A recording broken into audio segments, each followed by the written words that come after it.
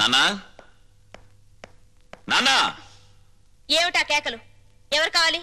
మా అమ్మ నాన్న ఎక్కడ? అక్కడ.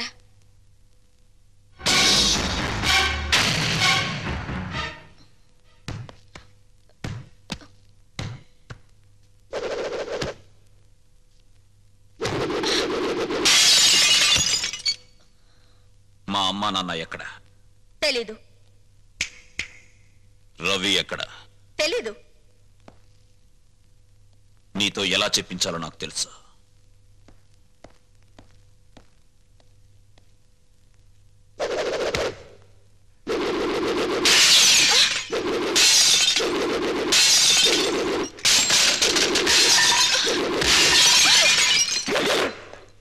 పొగరబోత్తాను నీకే కాదు, నాకు ఉంది. నేను ప్రాణంతో ఉండగా మీ అమ్మా నాన్న ఎక్కడున్నారో నేను చెప్పను. నువ్వింకా ఇలాగే ఏమైనా స్మాష్ చేశావో నేను నీ చెల్లెల్ని. నీ కళ్ళ ముందే నేను నగ్నంగా తయారవుతాను. ఓహో, నువ్వు ఈ దారిలో వచ్చావన్నమాట. దీనికి తగ్గ ఆయుధం నా దగ్గరుంది. చందనా, ఎస్.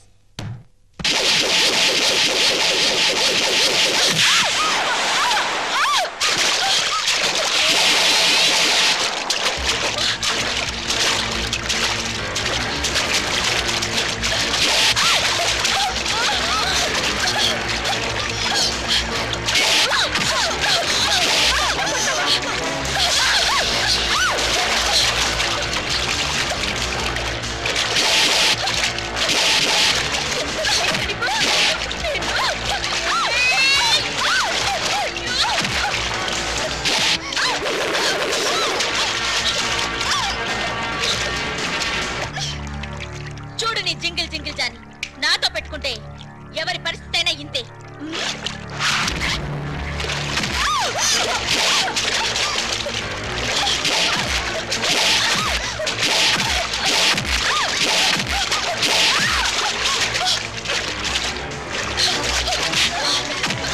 చెప్పు, చెప్పవే, చెప్పు. మా నాన్న కిడ్నీ ట్రబుల్. వాళ్ళ అమ్మ నాన్న కిడ్నీ ఇచ్చేందుకు హాస్పిటల్లో ఉంచాం. ఏ హాస్పిటల్? రంగా.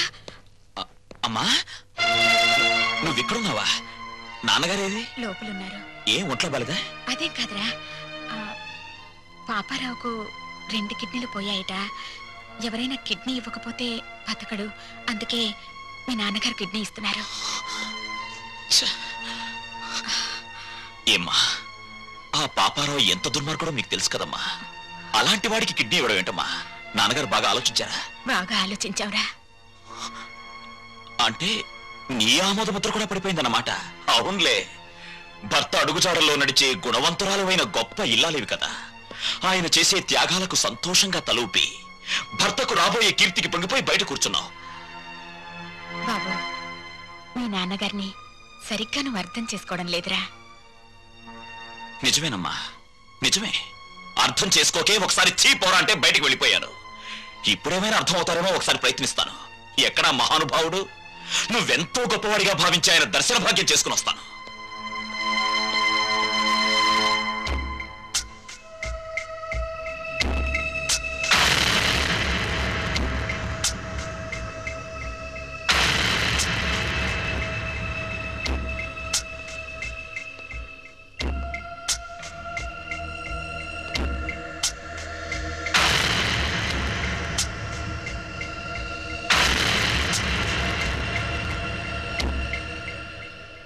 మీ నిర్ణయాల వల్ల భార్యతో సహా లోకమందరి మెప్పు పొందగలిగిన త్యాగమూర్తి శ్రీ శ్రీ శ్రీ రఘురామయ్య గారు, నమస్కారం.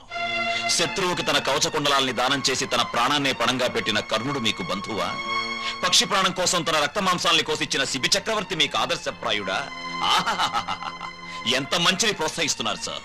కానీ వాళ్ళంతా లోక కళ్యాణం కోసం త్యాగాలు చేశారు. మీరు లోకానికి చెడు మాత్రం చేసే ఈ పాపారావుని రక్షించి ప్రజల్ని భక్షించమని ప్రపంచం మీదకు వదలబోతున్నారు. ఇదే మీకు తెలిసిన నీతి, న్యాయం, ధర్మం.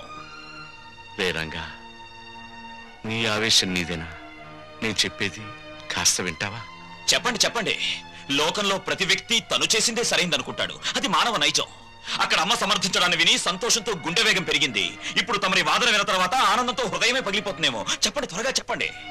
రేరంగా, నువ్వు ఎంత వ్యంగ్యంగా మాట్లాడినా నేను చెప్పేది కూడా వినరా. వాడు పాపారావు అన్న విషయం పక్కన పెట్టు. ప్రస్తుతానికి తన వాళ్ళెవరూ ఆదుకోక ఓ మనిషి కిడ్నీ లేక చచ్చిపోతున్నాడ్రా.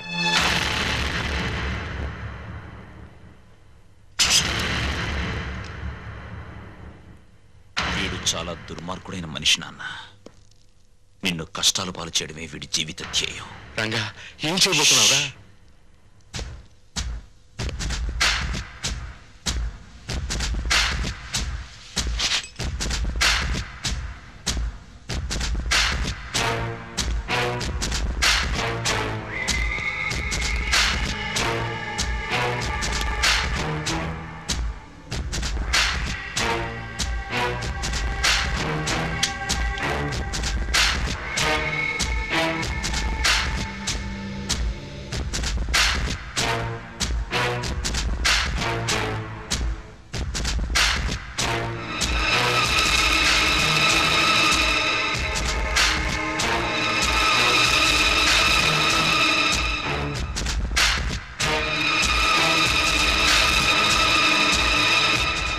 మిస్టర్, ఆయనపై మీకున్న అనుమానం నాకు అర్థమైంది. 1 minute.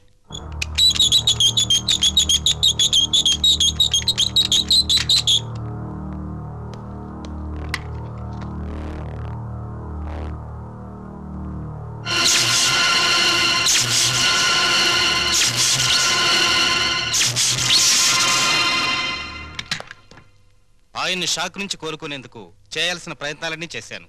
ఎనీహౌ, ఆయనకున్న కిడ్నీ ట్రబుల్ ముందు ఇదేమంతా. విషయం అర్థం చేసుకున్నాను.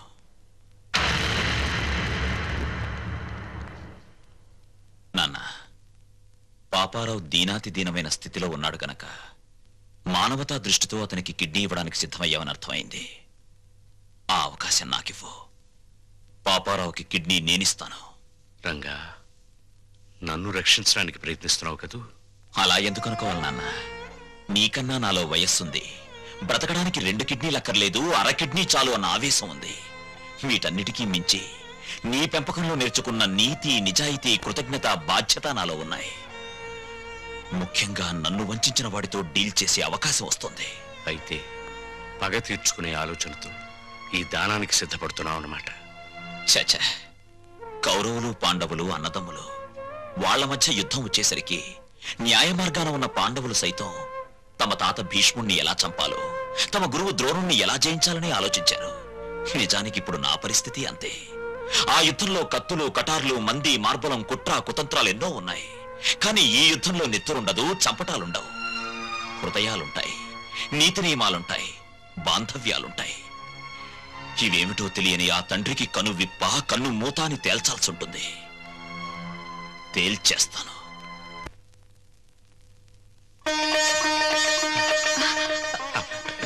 ఏమండి? లక్ష్మి, ఇక్కడే ఉన్నావా? శుభవార్త. తండ్రి పేరు చెప్తేనే మండిపడే రంగా ఇప్పుడు తనే కిడ్నీ ఇవ్వబోతున్నాడు. నిజమా? నాకు చాలా ఆనందంగా ఉంది. నాకు చాలా ఆనందంగా ఉంది. అయితే ఈ విషయం పిల్లల దగ్గరికి వెళ్ళి చెప్తా. నువ్వు పిల్లల్ని ఇంకా మర్చిపోలేదా? అదేమిటండి, రంగా తన తండ్రికి కిడ్నీ దానం చేస్తాడని ఏనాడన్నా ఊహించామా? అలాగే మన పిల్లల్లోనూ మార్పు రావచ్చుగా. అలాగే, నీ కోరిక ఎందుకు కాదనాలి? రా. సిగ్గులేదు? ఇప్పుడు దాకా ఎక్కడ బలాదూరు తిరిగొచ్చావు? పో అవతలకి. రాణి, నేను చెప్పేది విను. రంగడొచ్చి ఇంటి మీద దౌర్జన్యం చేస్తే దిక్కు దివాణం లేదు. అసలు మగాడివేనా? అది కాదు, ఆ టైంలో నేను ఇంట్లో లేను. మాట్లాడకు, పో. రాణి, అది కదా మాట. మాట్లాడకు, పో. అయ్యో, ఇదిగో అసలు జరిగిన విషయం ఏంటో తెలుసా? నాకేం చెప్పొద్దు. ఎందుకు ఆవేశపడతావు? నేను చెప్పేది విను. రాణి, ఆ టైంలో నేను ఇంట్లో లేను. కథలు చెప్తున్నావా?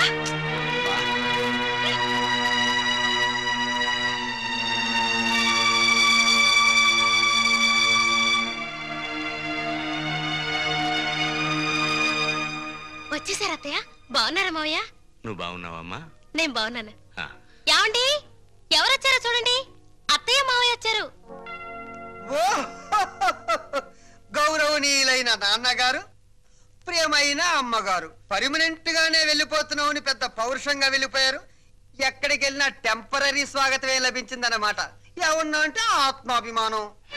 అవునరా, అన్ని చచ్చినా ఆత్మాభిమానం మాత్రం చావలేదు. రా, పోండి. అత్తయ్య,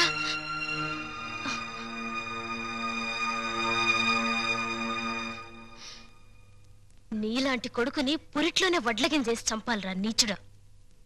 ఓం స్వామియే శరణం శరణమయ్యప్ప, ఓం స్వామియే శరణం శరణమయ్యప్ప, ఓం స్వామియే శరణం శరణమయ్యప్ప, ఓం స్వామియే శరణం శరణమయ్యప్ప, ఓం స్వామియే శరణం శరణమయ్యప్ప, ఓం స్వామియే శరణం శరణమయ్యప్ప. నమస్కారం నమస్కారం. తమని చూస్తే ఏదో ఉన్నత కుటుంబం నుంచి వచ్చినట్టున్నారు. ఏమైనా కష్టాలా? మరి ఇంకే రండి పంచుకుందాం.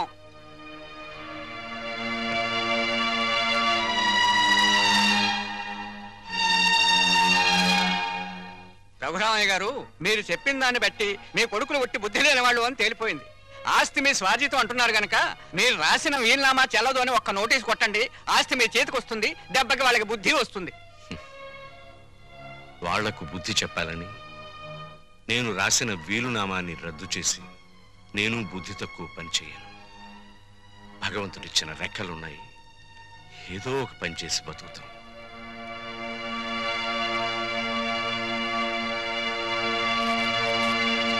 కొడుకులకు ఆస్తి పంచాల్సి వస్తే ఏ తండ్రైనా తన వాటా ఏమిటో ఖచ్చితంగా తెలుసుకోవాలమ్మా. అప్పట్లో ఏముండి పిల్లల్ని పెంచి పెద్ద చేశాం, ఇప్పుడు ఆ మాత్రం మాకు మేము సంపాదించుకుని బతకలేమా అన్న ధీమా శుద్ధ తప్పు. ఒక వయసు వచ్చాక మనసులో ఆవేశం ఉంటుంది తప్ప పూర్వంలా కష్టపడే సత్తా ఒంట్లో ఉండదమ్మా.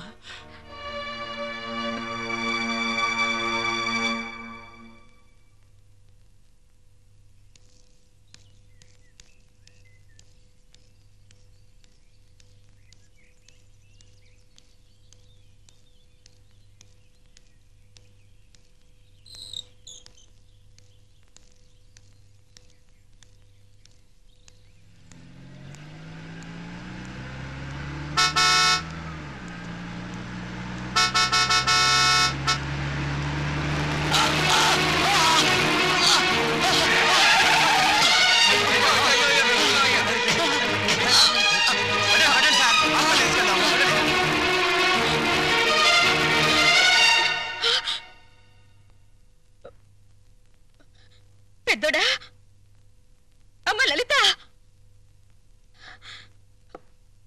రాము. ఏమైంది అత్తయ్య? ఒరే పెద్దోడా, మీ నాన్నను కారు గుద్దిందిరా. రక్తం చాలిపోయిందట. హాస్పిటల్లో చేర్పించారు. అక్కడ ఖర్చులకు కూడా నా దగ్గర డబ్బు లేదు. నువ్వు కాస్త పెద్ద మనసు చేసి ఏదైనా సాయం చేస్తే. అమ్మా, నువ్వైనా చెప్పమ్మా. ఏమండి, ఇదేం చేస్తుందమ్మా? పద, నేనే హాస్పిటల్కి వస్తాను. నువ్వే వస్తావా? రారా.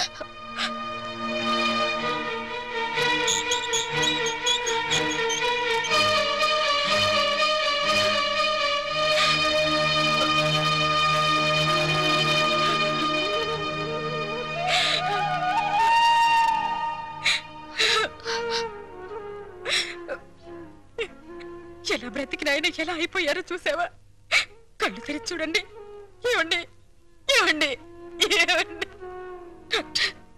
ఆయనకేమి కాదు కదా? స్పృహ వచ్చేంత వరకు ఏమి చెప్పలేము. అయ్యో, అంతవరకు మీరు ఆయన డిస్టర్బ్ చేయకుండా ఉంటే బెటర్. అమ్మా,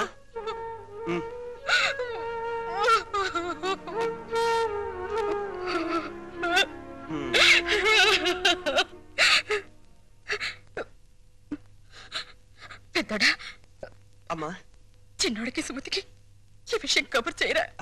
అలాగేనమ్మా. రాణి, రాణి, ఏంటండి? పెద్దాడు ఫోన్ చేశాడు. ఏంటంట? రామేశ్వరం వెళ్ళిన శనేశ్వరం తప్పనట్టు మా ముసలాడికి యాక్సిడెంట్ అయిందట. వెంటనే రమ్మని ఫోను. నేను రాను, మీరు వెళ్ళండి. అది కాదు రాణి, ఈ పరిస్థితిలో మనం వెళ్ళకపోతే నలుగురు మన మొహం మీద ఉమ్మేస్తారు.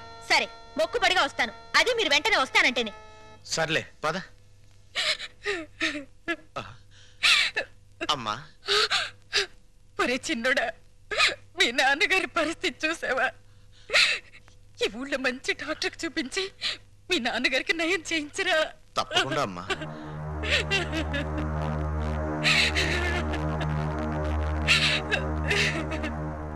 పెద్దోడా, డాక్టర్ గారు ఏమన్నారు? ఇది ప్రయోజనం లేని కేసు అన్నాడరా. అసలు ఏం జరిగిందిరా? నాన్న ఏదో ఆఫీస్కి ఉద్యోగం కోసం వెళ్ళాట. తిరిగి వస్తుంటే యాక్సిడెంట్ అయింది. ఉద్యోగానిక? మన బతుకులు బజార్ పాలు చేయడానికి తప్పితే ఈ వయసులో ఆయనకు ఉద్యోగాలు ఎందుకురా? సార్, ఈ మందులు పట్టండి. ఇదిగో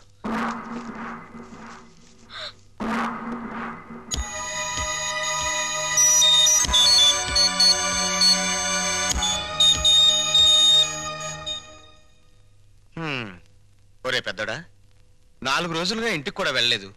నా పనులన్నీ ఆగిపోయాయి. నాన్నగారి దగ్గర నువ్వు ఉండు, అవసరమైతే కబురు చేయి, నేను వస్తాను.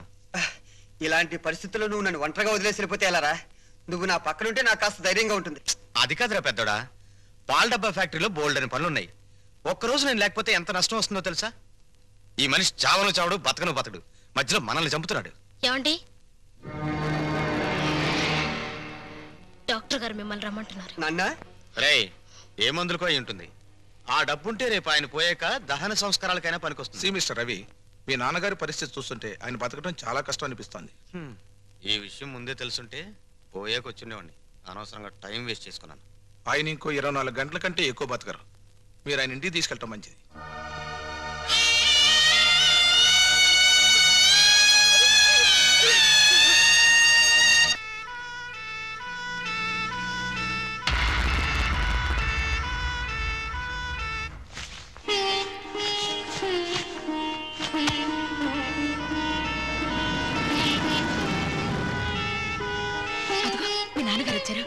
ఆ దిండు కాళ్ళ దగ్గర వేయమా, మెత్తగా ఉంటుంది.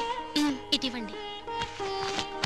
అమ్మా లలిత, కరెంటు పోతుందేమో, విసర్కర వెతుకో. అలాగే అత్తయ్య, నేను వెళ్ళి మీ నాన్నగారిని తీసుకొస్తాను.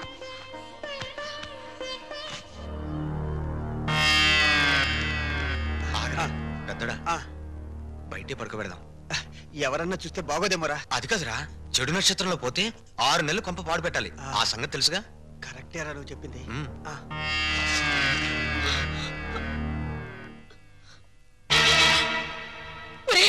ఆయన కోసం లోపల పరుపు అన్ని సిద్ధం చేస్తే ఈ దరిద్రపు చాప మీద బయట పడుకోబెట్టారేమిట్రా? లోపలికి తీసుకురండి. ఏమన్నా మాట్లాడేమిట్రా? చెప్పేది మీకేరా?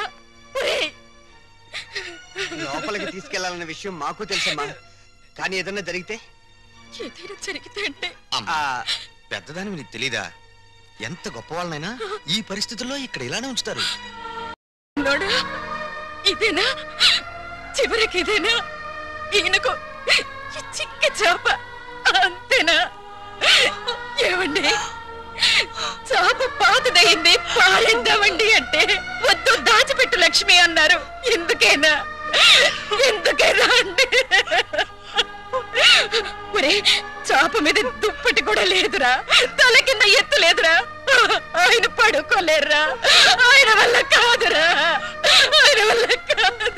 ఒరే, ఆ రంగడికి కబురు చెయ్యండిరా, కబురు చెయ్యండి.